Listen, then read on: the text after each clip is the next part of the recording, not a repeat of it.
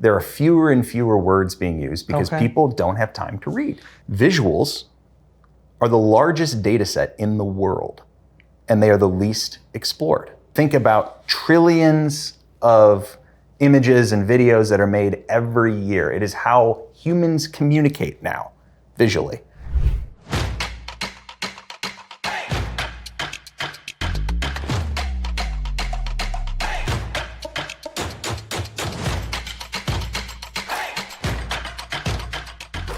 Okay, let's include retailers to the game then, because they've been on the sideline for quite some time in the first quarter.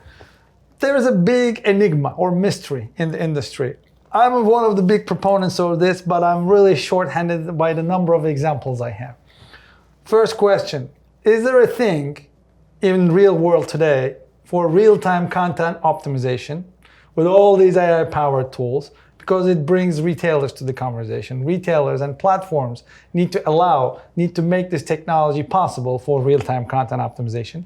If there is, where is it? What brands are doing and excelling at this? Can you shed some light on this mystery, please? Sure. We should take a look at some of the stuff that we're working on right now. With retail, as you said, it's interesting because retail, historically, in my experience, and I've had the opportunity to work with many retailers over my career, they are really focused on driving traffic and creating and curating the best possible assortments. Right. But ironically, they haven't yet really focused on like what is it that we are actually showing our customers. They all talk about personalization at scale, but as we all know, the infrastructure is not there. Audience lenses actually make it possible, but it has to cooperate with the retailers. I'm sure Audience Lens would tell any CPG brand what Jehan wants to see during his shopping scroll is quite different than what Mert wants to see in his shopping scroll. But technology or retailer platforms is not there yet. Absolutely, right? It's not there. I mean, it's something that we've kind of read about for 5-10 years that it's here. So I find that, what retailers know is they know how to scorecard. They know how to create rule-based systems for their suppliers to try and, that's their way of trying to think about scaling and systematizing some sort of a standard. And so what we've seen is that, every retailer kind of has their own, on the digital shelf, has sort of their own kind of guidelines for, how much content you have to have, what's the rule for your hero image, what is compliant for that particular retailer. And PIMS do a marvelous job of and PXMs in helping brands navigate that, because all the retailers are different. And I think I read a stat that Amazon changed theirs 100 times in the last couple months. It just keeps changing. But there isn't any guidance yet to the brands on again, what is effective? And can you meet a certain threshold of effectiveness? Because we know if I was to target, my guests will be more delighted. If it's Amazon, same type of thing. Could it be the reason the retail media is generating 70 to 90% gross profit margin for retailers? So when there's more mystery, CPGs will brand more money on retail media? Who knows? Yeah. Well, so here's the thing that I'd say is, 7 out of 10 retail media dollars go to Amazon. Obviously, they have an extremely sophisticated operation there. But if I'm everyone else, how do you gain share of wallet with the CPGs? You're only going to do it with performance, right? Because the CPGs, they're gonna focus on where they're getting the most conversion, the best ROI. And as you said, I think retail media for a few years was I'm going to try this and try that, and I'll worry about the ROI later. People are pretty dialed on that now. Yes. And so if you're going to say, I want to move money over to Kroger, to Albertsons, away from Walmart or away from Amazon, you've got to have a really compelling reason to do that. And I find that the kind of the last untapped growth driver is the visuals, both from a retail media perspective. Still the last? Okay. Because copy is much easier and much data-driven to optimize, but visuals is still more complicated and more consumer behavior based. It's not as predicted as the text copy? So Why do you say that? copy drives discovery, images drive conversion. Okay. So, right, it's like the average person, Ollie Bradley and I were chatting about this the other day. The average person reads fewer than 12 words on a shopping trip, right? So just process that. And we've all done it. Ooh, that looks good. I like that. I'll buy it. Or I'll add it to my cart and I'll come back. All of those, the lengthy product descriptions that CPGs agonize over, they do for good reason, because that helps you get discovered, right? And there's some awesome technology that can help you figure out what keywords to use to show up in the right sort of search results, just like we all did for Google, 20 years ago. But once somebody is on that page, what is converting you are the pictures. Then this particular stat you just shared, 12 words per person, really hit me hard. Now I want to ask about the global variance. Is it a US number? Is it a global average? Because we all know that there's two main trends in the CPG world. One, global brand consistency, brand experience for every consumer in the world. And then local variance, localization, and local dynamics of different markets, different demographics.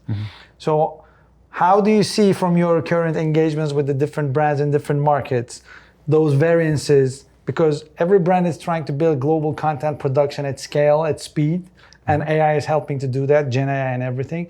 But then at localization, enhancement, and contextualization at the local level is building a lot of branches in the decision tree.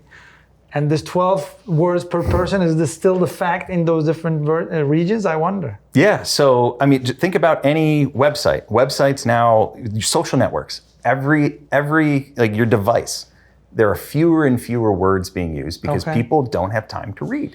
Does it mean are we getting smarter or are I making us lazier? We're moving faster, but the average person reads fewer than 12 words on a shopping trip, right? So just process that. And we've all done it. Ooh, that looks good. I like that. I'll buy it. If you are looking to scale your kind of content operation in different regions, you need to know, and I think everybody kind of intuitively does, that my shoppers in France are different than my shoppers in Turkey, they're different than my shoppers in Mexico, or different than my shoppers in Spain. But they don't have any data on what to show them. And so our customers that use Vizit globally, L'Oreal, Colgate, Mars, many others, use unique audience lenses to give them insight into other countries. So I have a model right now running in real time that's predicting what Taiwan-based cat owners want to see. And I've never interviewed a single person. I've never been to Taiwan. Right. It's all based on data. That's a real one. And so when we look at what our customers are able to unlock, is they're able to get insight on markets that previously, they didn't have a capability for. But it's created this opportunity to now grow conversion double digits, anywhere from Canada to Mexico to anywhere that you have an online presence that's measurable. You can create content that is going to be most effective there. And I think one of the biggest mistakes that brands would make is to assume that their content is going to work everywhere for all people, because we're all different. I mean, every category dynamics is different from each other. Assortment sizes are sometimes up to 20, 30,000 SKUs in certain portfolio companies. It's a definitely no to assume that content will work at the same level at every market, etc. But okay, that's all cool. We talk about business impact. We talk about consumer human element. We talk about measurement reporting. And we talk about even retailer aspect of it, how these platforms allowing those technologies and the CPGs to execute those capabilities at the utmost level. Now there's another risk, because our tech stacks are growing. We keep adding new solutions to the tech stack. And you mentioned a couple of partners, a couple of compatible solutions that might support each other and that might bring good results. But there's also another fear in the CPG world. Oh no, not another dashboard on my tech stack.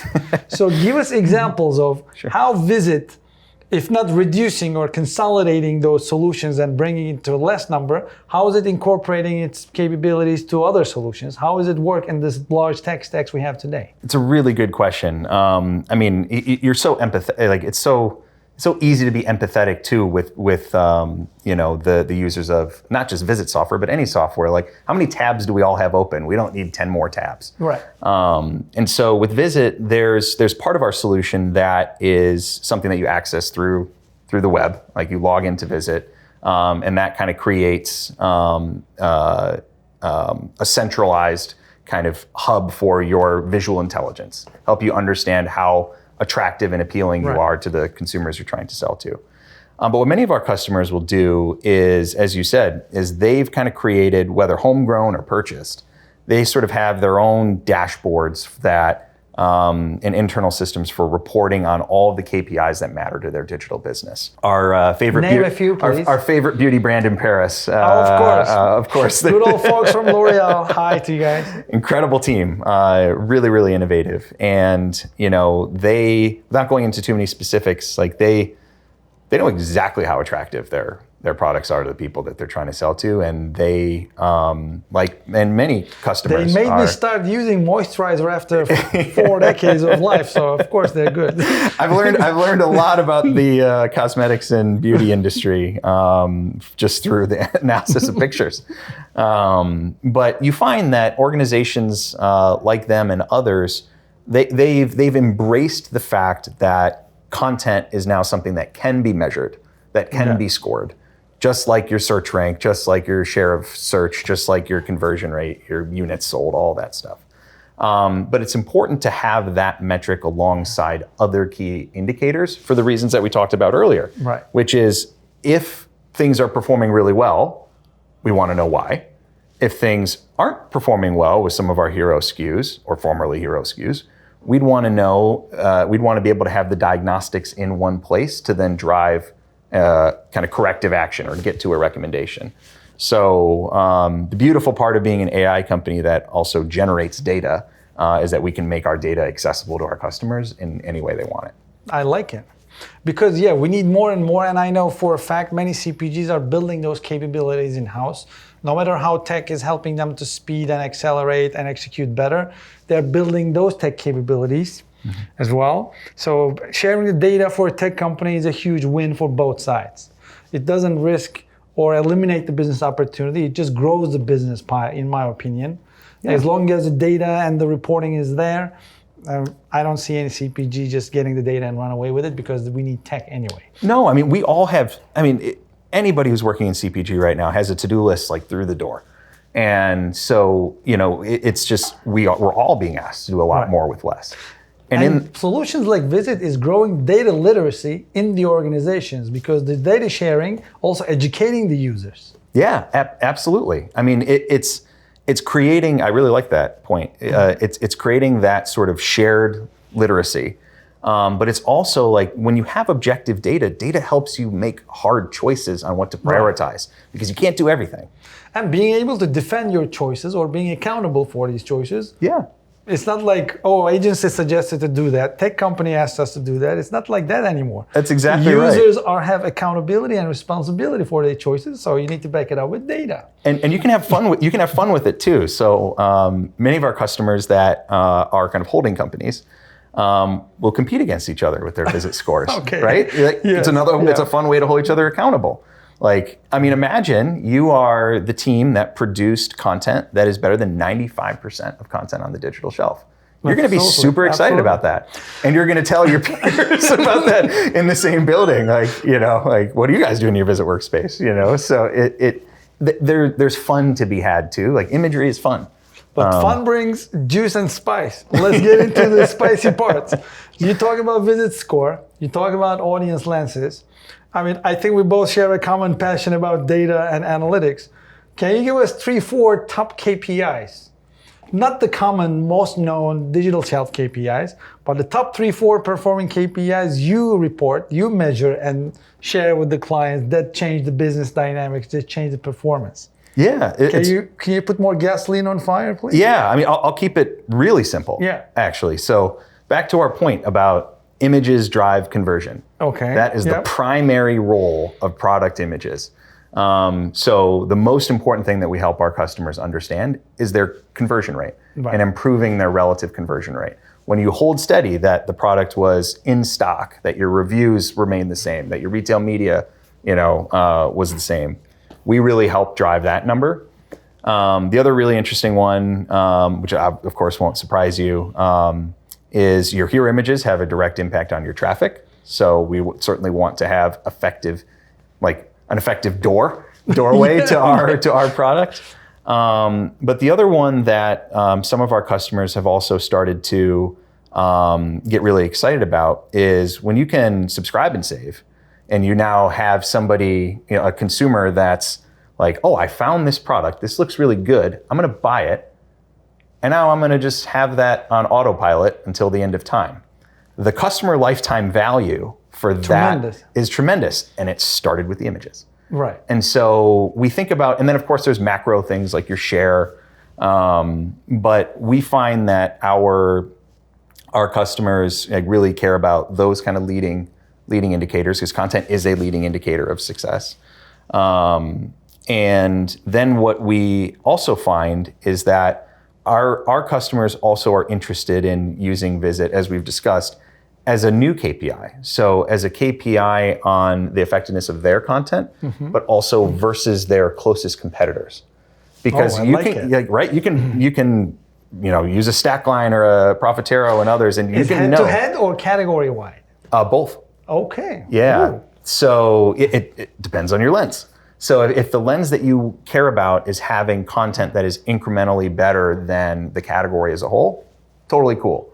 And in fact, that's a great way to start. Many of our customers will then say, but I really care about that brand right there, because I can see it in my Circana data that I'm losing to them, and I wonder what they're doing. 8 points last quarter. How can we make it up? Yeah, I mean, I just did a really interesting analysis with a gum brand that is surging right now, and they've been climbing in market share.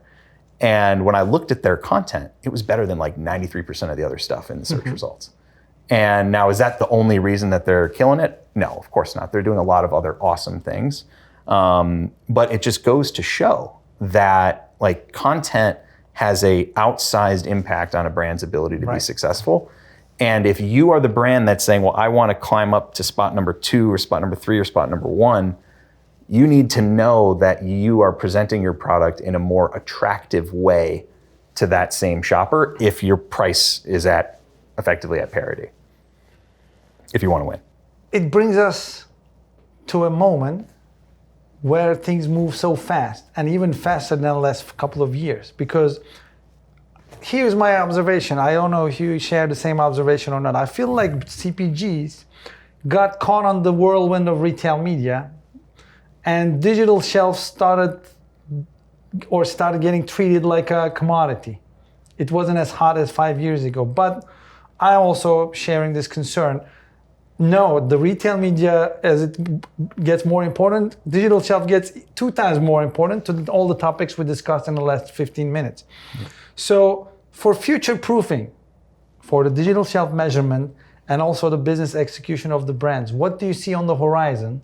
What do you expect, or what you are preparing Vizit and the company for in the synergy of retail media, digital shelf, and the business impact measurement, accountability of multiple teams? What's going to happen? What are you building? So when we started Vizit, I bet if you polled some of the most senior executives at CPGs and you said, what's a PDP? Probably wouldn't have an answer for you, really. And it's kind of crazy to think about, but just over the last 5 years, the industry has gone through this transformation where product pages are now gaining the spotlight because they represent the most important online selling point. And it's a much more difficult battleground than offline or any other aisle environment. Yeah, it's limited space. Exactly, and I forget the Forrester stat, but 60 or 70% of all brick and mortar purchases were first digitally discovered. 70+% digitally influenced sales by 2026. Yeah, totally buy that. Yeah. I do it too. I mean, we had workshops around this with Mondelez, with Unilever, with Henkel, Philips, not only US, DACH, Europe, MENA, And we're showing digital touch points, how it's impacting offline sales. And the journey starts online. And now we know that, thanks to your detailed explanation, journey started with the visual. Yeah, exactly. It's the first and last moment of truth, you know? It's a gateway to consideration. So when you think about that, and you think about even some of the largest agencies in the world, I bet you maybe like 1 to 5% or less of their total knowledge set and capability set is focused on PDPs. And it's a huge mistake. Okay. Yeah, because that's, I mean, but no, not that they've done anything wrong. It's just that's not where their clients, the brands, had pushed them for so long. But now, like, you're seeing product pages really elevate. And I think you're going to continue to see that climb. And so what we are focused on at Vizit is we just laser focus on that moment of truth when somebody says, I want this. And we are focused on helping our customers maximize that desire in that moment. You know what I think? I think for a couple of years, to your earlier point, retailers were providing those scorecards, and this built a habit on the CPG and brands. As long as we check all the boxes on the scorecard, we're good. Now we can move on to some other fast-moving objects. But reporting and measurement business impact was not there. Now I think with all the advanced solutions coming into play, and now CPGs are able to really measure more effectively the business impact they generate from their digital content, digital shelf performance, retail media, it's making a huge acceleration again on the rankings and prioritization. And to your point, it's just getting started actually. The impact of PDP on your top line sales, bottom line profitability, return on the investment of your retail media. Okay, when you connect those dots, suddenly it's a huge chunk of your business growth. Yeah, exactly. I mean, you know, we were talking about football earlier, so I don't know if this analogy will totally work, but imagine you're staffing a football team, right? And you're like, oh, I need a quarterback. And that's you. They need to attempted a long time ago. But I was a D5, you know, like I had these grand ambitions to be a college star. Nope. Went into AI. But when you think about that, you know, if you were doing a rule-based assessment, like a scorecard, you would say, well, quarterback needs to be at least 6'2", you know, had played at the collegiate level, so-and-so. Okay, great. Well, we got our guy. Well, is it Tom Brady or is it somebody else? What's the performance? Dan Brown from Giants.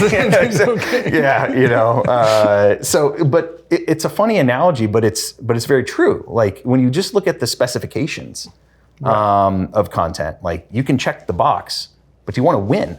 You need to have players that perform. Exactly. Okay, now I'm going to put you on the spotlight.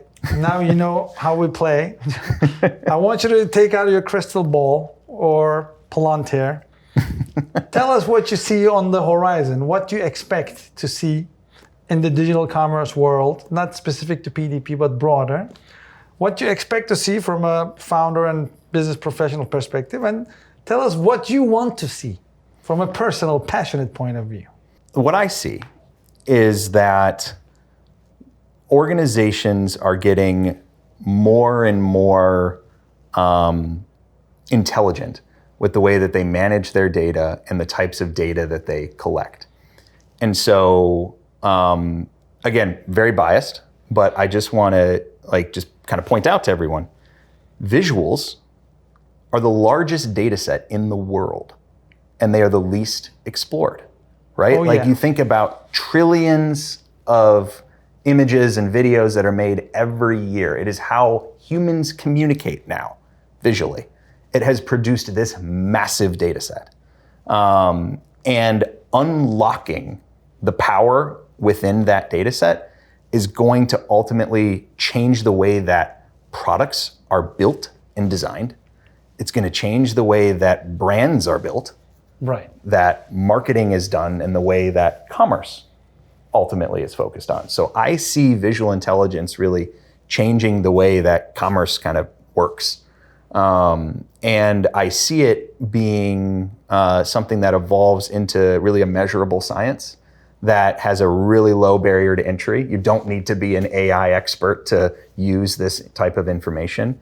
You're just somebody that has visual related decisions to make, either kind of personally or professionally or for your organization. And we firmly believe that the ability to kind of understand how your customers see you, wherever they are, anywhere in the world, in real time, is going to be the next big kind of capability unlock. This is what you describe as way bigger than just content accuracy and content compliance KPI on a digital shelf report. No. You're talking about the overall sales, overall revenue stream. You're talking about product pipeline, product innovation, research and development. And this means we have several decades, not several, maybe a couple of decades of job security in the area of digital commerce and data visualization. Well, we're on a mission to change the way the world sees. Right. And when you think about all of those areas, like you said, they're not going away. They're just getting enriched with new data. Correct. They're getting enhanced. We're getting kind of, again, ironically, using artificial intelligence, we're getting closer to our consumers than ever before. And I think, I don't know, if you Google voice of the customer, there are probably billions of entries, right? We've always talked about what are consumers saying. When you can unlock the power of the view of the customer, you can totally change the way that you interact with them. You can change the way that they think of and see you.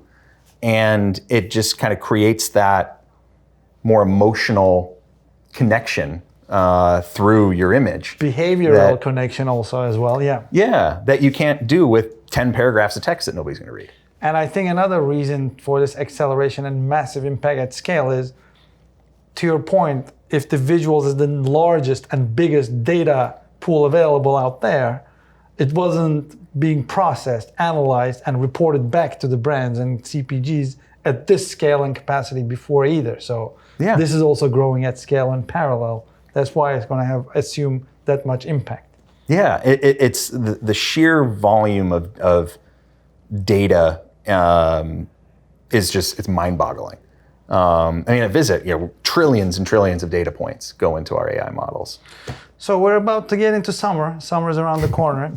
Do you accept interns? Shall I submit my resume for a summer internship just to catch up on we do. Okay. Jehan, jokes aside, it was really high speed, very knowledgeable conversation. It's always a pleasure for me to get connected with smart people in tech field, especially with the scientific background like consumer behavior.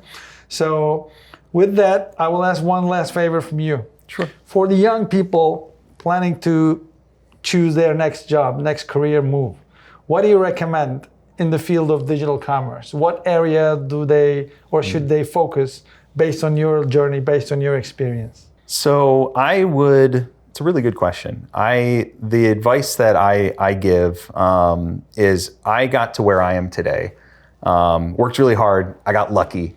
Any founder that tells you otherwise is lying to you, But I had a really formative experience working for an early stage AI startup before founding Vizit.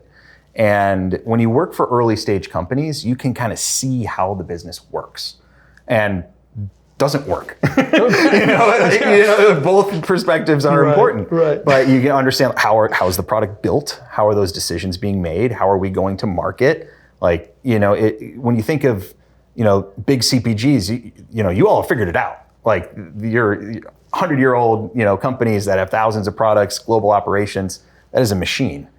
But when you're trying to start out as a young professional, you want to I think you do yourself a disservice if you are put in a little box. Mm-hmm. It's better to sort of see everything. And if you can have the opportunity to have a great mentor and boss, that's somebody that can kind of challenge you but give you opportunities. It's just an incredible learning experience. So I recommend, whether it's an internship or one of the first companies that you decide to work for, I would try to find something that's early stage, that's doing something unique. And whether that company is successful or not, and I hope it is, you will leave that experience with a crash course in entrepreneurship and in hustle and in kind of innovation. End-to-end view of things, yeah. And an end-to-end view, yeah. And you're going to make some awesome friends along the way too. Oh. You're going to meet some cool people. You're going to be surrounded by folks that just want to win. Because when you're early stage, your cash will run out at some point in time. That's true. So you got to run. Well, that was a nice journey. Thank you very much. Thank you. And I'm appreciating the opportunity meeting you guys here in downtown Boston in this magnificent place. And thanks for your time today, Jihan. It was a pleasure having you on Ecommert Podcast. Guys, thanks for tuning in. We had Vizit CEO founder Jehan Hamedi telling us about the power of content, visuals, and its impact on digital shelf. With that, we thank you, Jihan, for having us. Thank you, Mert. Until next time, stay ahead of the curve. Thank you very much.